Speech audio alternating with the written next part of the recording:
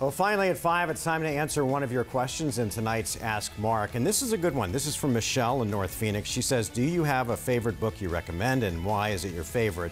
And it's kind of a hard question because I love to read. I read every night when I get home from work. But the book I would recommend, and if I speak to schools, I always recommend this. It's called Tuesdays with Morrie.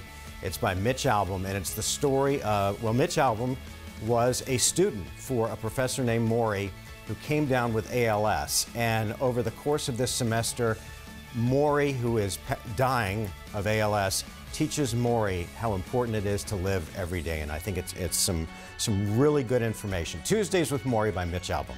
All right, I know that book recommended to